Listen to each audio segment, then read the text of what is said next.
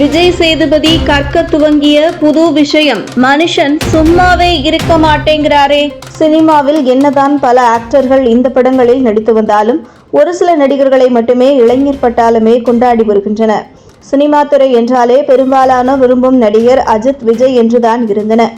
ஆனால் இப்போ நம்ம விஜய் சேதுபதி தான் இளம் தலைமுறைகளில் இருந்து மனதில் இடம் பிடித்துள்ளார். நடிகர் விஜய் சேதுபதி அடுத்தடுத்து முன்னணி மற்றும் இளம் இயக்குநர்கள் என்ற பாகுபாடு இல்லாமல் கதைக்கு மற்றும் தன்னுடைய கேரக்டருக்கு முக்கியத்துவம் கொடுத்து அடுத்தடுத்த படங்களில் நடித்து வருகிறார்.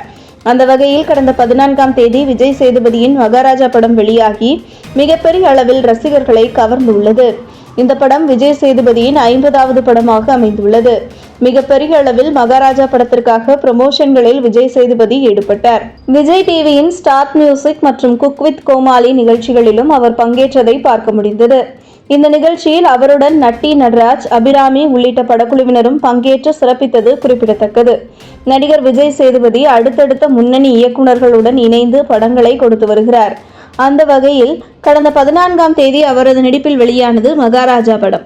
இந்த படம் அவரது 50வது படமாக அமைந்த நிலையில் மிகுந்த எதிர்பார்ப்புகளுக்கு இடையில் இந்த படம் வெளியானது. ரசிகர்களின் எதிர்பார்ப்பை இந்த படம் சிறப்பாகவே பூர்த்தி செய்து வருகிறது. படத்தின் வார இறுதி கலெக்ஷனே 32 கோடிகளை தாண்டியுள்ளது. தொடர்ந்து வார நாட்களிலும் படம் அரங்கு நிறைந்த காட்சிகளாகவே ஓடி வருகிறது.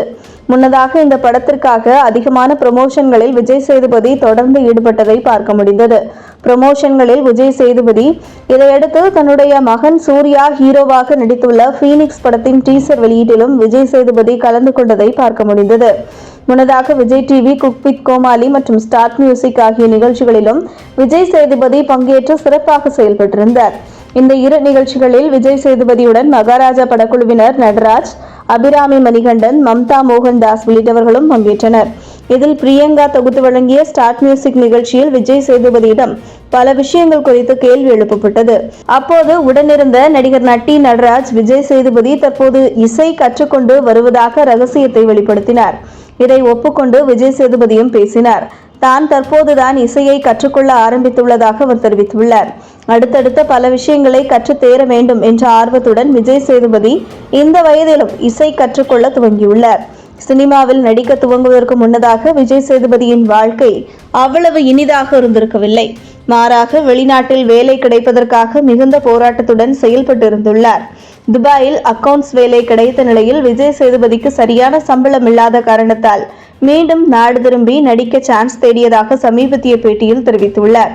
பெண் என்ற சீரியலில் சீதா உள்ளிட்டவர்கள் நடித்த நிலையில் அவர்களுடன் விஜய் சேதுபதி இணைந்து நடித்ததாக தெரிவித்துள்ளார். அவரது வாழ்க்கை போராட்டம் வாழ்க்கையை எப்படி அணுக வேண்டும் என்ற படிப்பினையை விஜய் சேதுபதிக்கு கொடுத்துள்ளது. தயாரிப்பாளராக தான் சிறப்பாக செயல்படவில்லை என்றும் விஜய் சேதுபதி தனது பேட்டியில் தெரிவித்துள்ளார். இத்தகைய அனுபவங்கள் அவருக்கு அடுத்தடுத்த விஷயங்களை கற்கும் ஆர்வத்தை ஏற்படுத்தியுள்ளது. இதனால் விஜய் சேதுபதி தயாரிப்பாளராக இருந்து ஆக்டராக மாறி இப்போது இசைஞானியாகவும் மாற இருப்பதாக தகவல்கள் வெளியாகியுள்ளது. இது போன்ற முக்கிய நிகழ்வுகள், அரசியல் தகவல்களை ஆழமாக மாறுபட்ட கோணத்திலும் அறிந்து கொள்ள மறக்காமல் பாரத் மெயில் 24 பக்கத்தை பின்பற்றிக் கொள்ளுங்கள். உங்கள் ஒவ்வொரு ஆதரவும் இது போன்ற பல நிகழ்வுகளின் பின்னணியை அறிய உதவும்.